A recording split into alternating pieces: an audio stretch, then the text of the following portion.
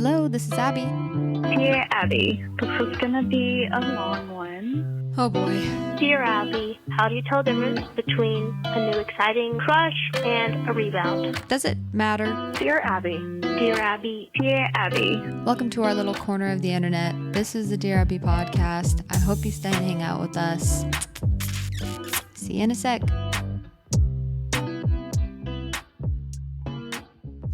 Hi everybody, welcome back to another episode of Dear Abbey. I'm your host. My name is Abby. Welcome back to your favorite uplifting, comforting, cozy podcast. I hope everybody had a great weekend. I had a pretty good weekend. I mostly just went to the beach and we started to play tennis again. I grew up playing tennis my whole life. Every Saturday growing up, well, not every Saturday, but a lot of Saturdays growing up, at least 2 times a month, we would go play tennis early in the morning on Saturday morning with my dad. And we would take my brothers or my sister, or basically we would just wake everybody up at 6 or 7 and be like, hey, do you want to come play tennis? And they'd either say yes or no. And if they said yes, it was like you had to go keep telling them to get up and get ready because they were sleepy and they didn't get up and get ready. But you're like, we got to go play now before it gets burning hot, because I lived in Arizona. So that was always a fun experience, and it's just a nostalgic sport for me now. I played it in high school a little bit, and so every time I play I just feel like I'm at home,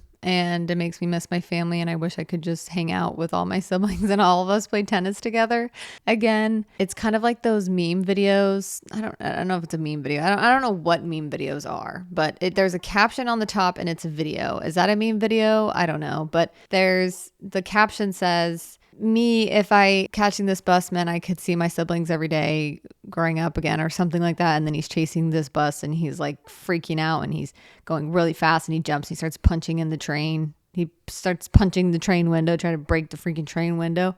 He's just very intense about it. And that's sometimes how I feel. I had a blast because I went with my husband and I've kind of taught him how to play tennis a little bit. And so it feels like a full circle. Like I want to continue the tradition and teach my kids how to play tennis and take them on Saturdays for fun. I'm already trying to practice patience because I know rallying and playing will not be super fun with young kids. So I don't know how my dad did that, but I have to learn from him. So it was fun. And at the same time, it was not fun because sometimes, even if you have dedicated weekends and countless hours trying to perfect a serve, and then somebody, particularly a man, comes in, freaking grabs a racket for the first time, hits, and is somehow hitting it perfect, and his form isn't even that good. It's not cool looking form. It's just like he's somehow getting it right over the net, somehow hard, and somehow right on a line, like a trick shot all the time, because it's like he doesn't really know how to hit it. So sometimes he has like insane trick shots and isn't trying to do trick shots, and that makes me mad. It's so bad because I never thought I was competitive, but then I'm realizing, because Kian is so not competitive, that I am competitive. Because even when we play board games, if he's winning too much, I'm like, I'm kind of mad at you now. Like, and then if he's boasting or like, hey, I won, it kind of makes me mad at him, which is so toxic. And I am working on not actually being mad and just like shutting my ego down and being like, yes, he outsmarted you and that's okay. He outsmarted you and that is okay. It doesn't mean you're a dumb idiot. It just means he outsmarted you in this game and that's okay. It also means in tennis, maybe I've been playing my whole life and he's been playing like a couple times that I've trained him, and maybe I'm just a really good trainer or teacher. So maybe it's actually an ode to me and my skill that he is already almost advanced. But I did beat him multiple times and he beat me. So it's fun. It's actually really fun because it's just fun gameplay. Sometimes when someone's not competitive, it's hard for me to believe that. Maybe it's because I grew up with so many siblings that I enjoy being competitive, and it makes it like I don't want to just play to play. Like I want to play to win. I want to play to do really good and be impressed and possibly impress other people. So maybe it's deeper. Maybe that's something I'm realizing now. And Keaton is so not like that. And I have to learn from him. I really was thinking about this when we were playing, because he like would miss and he's like, oh, dang, I'll get him next time. And I'm like, if I miss, I'm like, oh, I am an idiot. I don't even deserve to hold this racket. I'm shut down emotionally. Physically, I can't talk. I go mute. I cannot speak. and I'm trying not to be. And so I'm trying to like just get back to normal, be like, it's not a big deal. You just missed. It was a bad hit. And like, or he got a good hit and he got you. Like, it's just, that's all it is. It's not deeper than that. That's all it is. It's just fun. Let's just have fun. All in all, it was very fun and eye-opening that I am competitive and he is not. And I need to learn from him how to just be like, yeah, I lost. Good luck. Better luck. Better luck to me next time. So yeah, that's basically all I did this weekend. And as far as like my mental health update goes, so now I'll do a couple mental health updates and then we'll get into the meat of today's episode, which is taking responsibility for your life and also creatively. So as someone who really likes to create and who likes art and all that stuff and likes that world, which I think everyone is a creative. It just depends on how that is, how you like to express it and how that kind of flows out. But there's just a lot of things that get in the way of our creativity. And I think that is such a vital and I think that is such an important aspect of your life and of your fulfillment and joy in life. So if you're not prioritizing making time for that or taking, responsibility for your own life in that way and your own creativity, then you can't really get mad at anyone. You can really only face yourself and recognize maybe you're not putting in the work or maybe you're not putting in the effort, or maybe you're not being honest with yourself about how hard you're trying to do something, or, sometimes we can have a little bit of a victim mentality because that's just what we're used to. So it can take some work to get out of that and to feel comfortable not playing victim to like our life circumstance or something. So I want to talk a little bit about that, and then we'll do Dear Abbey, and then that'll be it for today's episode. I feel like I'm starting to burn out of my job. I realized I still brought work home, and I still brought my work home, my to-do list at work home with me. And I think that is just causing unnecessary anxiety and stress and worry that I don't need to have, because I'm not going to work when I'm home. So there's literally no reason why I would need to be thinking about anything to do with work while I'm home. That is a very important boundary that I'm learning to make, because it affects my mental health a ton, and it just affects my overall enjoyment in life. And that obviously contributes to your mental. So, and vice versa. I don't know. It's all intermingled. So I've been doing okay, and I am taking more responsibility, which is the theme of today's episode, for taking home any worry that I don't need to, and actually letting all of that go the second I walk through the door. I'm trying to figure out, I'm trying to think of a way to physically or have it be a routine thing and work something into my routine. Like even if it's before I walk into my apartment after work, to just stop, sit outside for a second, take a couple of deep breaths and ground myself, like do some grounding techniques, consciously decide to let every worry go at work. Even if it feels like I need to solve all of these things right now and I need to figure it out, because what if they want to give you more money? And so if you work a little bit harder, they'll give that to you. And what if you get it, blah, blah, blah. There's all of these things that's like, well, what if you're not doing enough? Like stuff like that makes you feel like what you're doing is never enough, is just not good and not helpful, never will be. So I am really working on not letting that dictate how I feel when I get home. And so I think that can apply to anything. If you feel like you're taking stuff home and you're still worrying about stuff that you don't need to be worrying about, to start to loosen that attachment to that worry or that fear of the what ifs type of a thing. So as far as my OCD and anxiety go, I have felt a lot of physical anxiety, like heart palpitations, stuff like that. I honestly might go get my heart checked once, and then if they say I'm good, I'm not going to freak out about it anymore. But I think because I've been stressed at work, it's like having an actual physical effect, and I'm like feeling inflamed, and all of this stuff is starting to now affect my mental health, and I start to feel a little bit foggy and a little bit heavier and mentally just kind of like numb.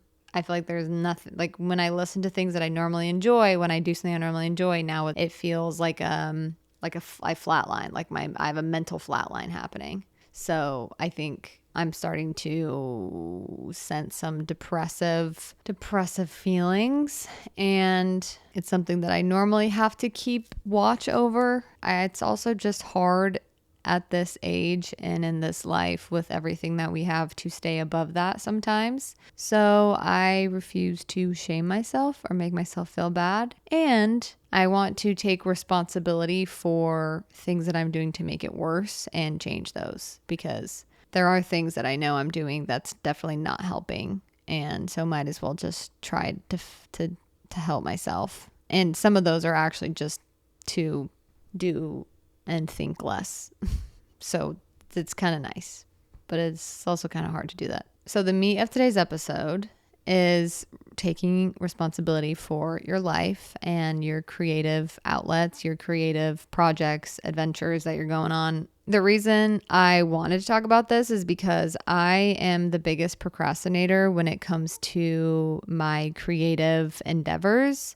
I think my podcast is the one thing that I actually really committed to and just didn't overthink it and just did it and didn't wait till everything was perfect. And I've started to figure out how to do things on the way, and it's still not perfect, and there's a lot that I want to do still. And I start to get discouraged if my art isn't being consumed the way that I thought I wanted it to be consumed, if that makes sense. I sometimes get confused, which I think happens to a lot of artists or creatives. At first you create because you love to create, and then maybe you get some positive feedback on your creations and people really like it, and so it fuels you and you feel good, and then you start to maybe rely on those a little bit, in the sense that once you maybe stop getting as much validation or as much outreach or consumption of something, then you start to get insecure about your art or insecure about whatever you're creating and putting out there. That's very common, and it's hard because it does feel like you are showing a part of yourself, and if people don't like it, then they're like, then you're scared they don't like you, and what does that say about you? It's important, if that's where you're at, where you're starting to not want to create because you feel like you have to have people like it for it to be worth your time. And that's so not the case. That is not what you create for, is just for other people to consume and to rate it. Your creative endeavors, your way of expression, your way of showing what you feel inside, what you are inside, is not for anybody else to deem it good enough or not. And also, it's not for anybody else to say that you should keep making something or stop making something. If you enjoy doing something, then just keep doing it. Obviously, as more of like a realistic head on my shoulders, I know you do have to make money and you have to like provide food and shelter for your family and stuff like that. So sometimes sometimes you have to do things you don't want to do, and you have to have creative endeavors that maybe other people do say, I like this, I don't like this, and you have to listen, and that's okay too. You don't have to like feel like you're failing as an artist if that's the case. Just maybe think of ways that you can create things that you really want to create without it being rated by somebody or without it being liked or disliked by somebody, because it's good to learn how to take constructive criticism or constructive feedback on maybe things that you are trying to share with other people that is for consumption. So that's okay. And it's a good thing to separate that type of creative outlet, or not outlet, that kind of creative endeavor or project, with ones that are just full expression of who you are and of being, and to get stuff off your chest and to feel connected to yourself and to feel excited about life and to feel like you're part of something, and all of those beautiful things. So anyways, if you're at a point where you feel like now you don't want to create because you feel like it's been tainted, you can use some mindfulness work. And sometimes that's just trying to figure out what your belief is about your creative endeavors or your art, or your business or whatever it is. Because you might find that maybe the belief underneath you not wanting to even start trying this new project that you've been wanting to work on, or maybe you've been wanting to try streaming even like as a creative outlet, or do something that's more of a community-based thing, but you feel like you shouldn't, and you feel like you're too scared to, because what if it doesn't do well? And so maybe the belief behind that is, if my art or if my project, if my business doesn't do well and in the first 6 months, then it's a waste of time and I'm never going to find out and I'm never going to be successful. Because sometimes we just believe we have really limiting beliefs. I definitely have had very limiting beliefs about myself and what kind of a life I can live. I always believed that I was just gonna have chronic anxiety and intrusive thoughts that controlled me my whole life. And with that came a lot of other limiting beliefs. Like one of them was, I will never create something or do something that is amazing.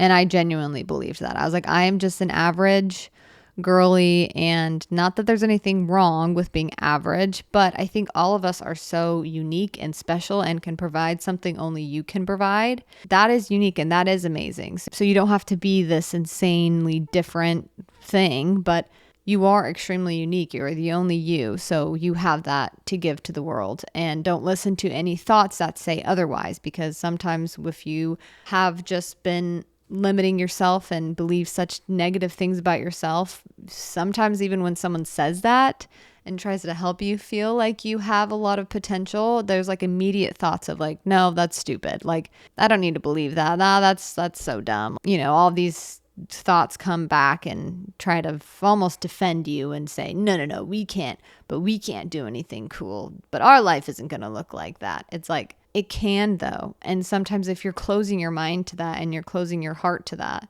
you can't receive anything better because you're just stuck in your ways, stuck in those limiting beliefs. And it doesn't matter how long you have thought a belief about yourself or you have limited your life in some capacity, you can always change that. You can always reconstruct that belief and you can always start believing in yourself. And so no one is like too stuck, or no one is too far gone and they can't believe it anymore. They can't, change the way that they think. It's hard work sometimes, and it's a lot of practice, and it's a lot of awareness, and it takes a lot of courage, but it is worth it 10 out of 10 times. So with all that being said, it is very important to be able to express yourself and to also be able to be excited about something that you're creating or that you're doing and an investment that you're making in yourself. I think that's something that my husband has really taught me, is to invest in myself. I'm really bad at investing, as in I've never really given it time and thought. So I can't be good really because I've never really put time and effort into it. But something that he taught me was how important it is to invest in yourself. You don't always have to invest in a business or in this and that. But if you invest time and effort and money into yourself, it can be hard to take that leap. Sometimes if that means switching up your lifestyle or switching up what you're doing or even your career, that's a really scary thing to do. So it might take some time and some courage. But I think the point is it's your responsibility. Not anybody. It's the same thing with if you're struggling mentally, or it's the same thing if you have things in your life that you know you need to do and you're not doing. No one else is going to do that for you and gift you that. No one else is going to do that for you. So it's very important that if you want to be an artist, if you want to be a writer, no one's going to write for you to do that. You, the conscious person that is listening, you are the one that has to make that decision. If that is something that we want to do, we are the ones that have to actually do it, obviously. It sounds obvious, and I also know that for me, I kind of forget that because sometimes I want to get better at my painting, but then I never take time to paint. And so it's like, well, what do you expect? Like, do you expect somehow you're just going to be magically better at painting without going through the pain of being bad at the beginning, or like going through a phase where it feels complacent or it feels like I'm just staying the same? Because that's kind of how I felt. I was like, I feel like I've hit a point and I've gotten good at sketching and I'm pretty good at it, but I don't know how to get past this like line. But nobody's going to get past that line for me. I have to be the one that gets past that line. And it's our responsibility, and your own responsibility, to stop consuming more than you're creating. If you want to create, then stop consuming so much. And I can totally procrastinate by watching YouTube videos of how to do something. I can procrastinate so much because it feels like I'm doing something when I'm watching all those videos of how to do this perfectly and what to do and what not to do and blah, blah. I feel like I'm getting something out of it, but I could watch all of those and not be any better at painting or sketching or whatever. This is a common human thing. We want to do something and we're like, yeah, we're serious about it, but then we don't actually ever do anything about it. And I don't think that's something to use to shame yourself into changing. I think it's something that we have to really dig deep in ourselves and also just learn how to turn off distractions. Like really detox from the dopamine thing where you have to watch a bunch of videos. If you get home, if you go in the bathroom, that's the number one place if you're wanting to consume less. Just don't go on the phone if you're using the restroom. When you're consuming that much information, I feel like it starts to kill your creativity. Because now you're using that information, because now your brain is going to use that information, those analytics. How did this video do? How did this thing do? How did this art piece do? And it starts to compare it to your creations, what yours is doing. And if you're not in an analytical mode, as in you're purposefully researching this and you've already told yourself, I'm not going to compare and this is not my worth. This is not like showing me that they're more worthy or they're better than me and whatever. That's not about that. If you're in that mindset, then awesome. If you want to look at analytics, if you want to analyze all that stuff. But if you're just trying to enjoy and you have some time alone, some time to decompress, it's not helpful to spend that time scrolling or consuming too much. Like, for example, I would love to live on a homestead someday. And so I'll watch a lot of videos on homesteading. And I'll watch someone homestead and I'll like think I'm learning a lot. And sometimes I do learn like random things, but I don't really retain information that well doing that. I retain information by physically doing it. So instead of watching YouTube videos of like how to grow stuff, I need to actually just go buy seeds, make a little trellis and start to just grow one thing at a time, because I'm going to learn more that way for me personally than watching a bunch of videos. Some people might learn that way though. Some people might be so good at retaining information. I need to like learn the information. I need to be doing it. I'm more hands-on, without distractions by myself. That's how I learn. So I guess that is part of it, is how do you learn? And once you have that, then that's how you should be learning. And that's okay if it's different than other people. If you have a dream and if you have something that you want to work towards and you think would be cool, and it might not have to be a huge thing that changes the world or something. It could just be something small. That's not small, because your life is precious and your soul matters, and how your soul feels filled and alive matters, and you can invest in that, and that's a good thing to invest in. And it is your responsibility. You have the power to do that, basically. You have the power to transform your life in whatever way, or to dedicate more time and mental, emotional energy to something. Because again, nobody is going to come do it for you, and nobody is going to come build your business for you. Nobody is going to come help you. No one is going to come write for you, and then somehow it's going to magically make you a better writer. It's just something that you have to do. So the time wasted on consuming other things, hoping that that's going to somehow magically fix the problem of actually having to do something, is obviously not going to work. So, okay, that is all. And I'm saying this as somebody who does that all the time and who admittingly finds it really hard to detox from like the dopamine thing, or feeling like you're doing something if you're consuming something. And and as someone who's had times where I really locked in, where I really took it seriously and I took responsibility for my own creativity, and I was the happiest I ever was in my life. And then I now work a lot in something that's like a little bit different than what I wanted to do for now. And so it's hard to balance that. So you get kind of thrown off that good habit, those habits that you have. So it's just working on how to do it now and how to like figure out a way to do what you really want. And all this is very possible. And it's just like, and when I talk about it, maybe it sounds like it's going to be fast and it's all going to happen at once. But it really is like a slow process of change. But that one decision, that's an instant decision. That's an instant, quick decision of, should I watch these reels? Should I not do it? That's an instant decision that you could do today, tomorrow, whenever. So those are quick decisions. But in the long run, it does take a long time to get become a master of something. Well, that's it for that. Let's get into a Dear Abbey, and then we will end today's episode. Hi, Abby. I love your podcast. I have OCD myself, and I'm dealing with a lot of issues finding the right medication, like trial and error with several different medications and dealing with side effects. Could you do an episode about your journey in finding the right medicine and how you dealt with it? Oh, this is a hard one because I am obviously not a professional at all. I don't understand a lot of medications or anything, and it's something that I had a hard time with. So I wish I had more information and more helpful insight, but what I can help with is maybe how to mentally prepare for when you're going through different medications. There's a couple of things. I think I'll just say 2 or 3 things. The first thing is it's okay to take a break from trying to find a medication if it's become too overwhelming. I had to take maybe 2 breaks within a couple of years of like, okay, you know what? None of these are working. I'm just going to take a break. Like, I don't want to go to any more doctor's appointments. I don't want to do any more checkups or 6-week, 8-week visit, whatever. This isn't working. I'm going to wean off this. And then I don't want to try another one for a long time. And that was really helpful because I didn't feel so much pressure to have it all figured out, which kind of leads me to the second piece of advice would be have a really clear understanding of what you're trying to get at.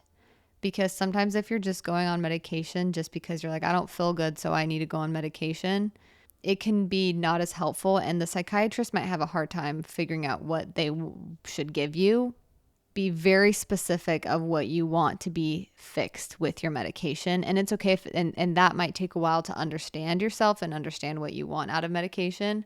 But if you have a list of things, that's really helpful for your psychiatrist. From what I understand, if they really actually want to know what's going to be helpful, they ask a lot of questions, but it's okay. But it's good to be like, hey, I'm coming to you and I'm paying this money. This is what I want out of a medication. This is like the issues that I'm having, and they can help you with that, or, a loved one or a therapist, if you're working with a therapist who can help you with that.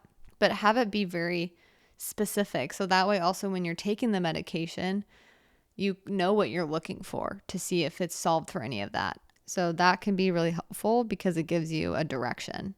Sometimes when you're trying to take medication and you have no direction, that's what makes it feel so like a roller coaster and like up and down and so confusing and nothing feels right. I can't tell if this is helping. Like it's because sometimes we don't have like a clear direction of what we want out of the medication. Instead of just like, I want to feel better. Like that's like the how we feel overall. But sometimes you have to get into the nitty gritty of, okay, when I wake up, I have a pit in my stomach. Doesn't go away all day. How can I get rid of that? How can I help myself feel better in that way? Or I have a lot of brain fog sometimes in conversation. I can't think of what I want to say. And then that makes me feel anxious. Like, just be really specific. And then I think the last thing is, for me, it was really important to be prayerful. Or if, you don't believe in God or you don't practice anything like that, if you're just being intuitive about it and really paying attention to how you feel with certain psychiatrists, if a psychiatrist really understands you and understands what's happening, sometimes that can be just a good, helpful, just like instinctual thing. But for me, I like to be very prayerful about it because that way, whatever happened, it just made me feel, it made me experience everything in a more positive note. And even if things got really hard, I felt like I had support. And also, it was really important for me to cry a lot when I was going through my medication process. Like, it's a really hard thing to go through because it's scary. You're putting things in your body. You're doing things that are affecting like your experience in your body, which can be really scary. So that's a very real fear, and that's a very real scary feeling. That doesn't equal that like these medications are going to, do some horrible damage, but that fear is probably coming up, and that feels very scary, and that's uncomfortable. So it's okay. And it's good to cry and release it and, feel all of the feels with that, because it is very overwhelming and it is your body. So sometimes it just doesn't feel good that you need this extra support. That's a journey to try to get come to terms with, or at least try to feel better about. So I think those are the main things that come to mind. I hope that's helpful. Yeah, let me know how that goes. It's okay to not have it all figured out right now. When you're not journaling about it, when you're not in a call about it, when you're not prepping for a call about medication or something, try your best. I know it's hard, but try your best to really be compassionate to yourself and your body and be like, it's okay if I need some extra help.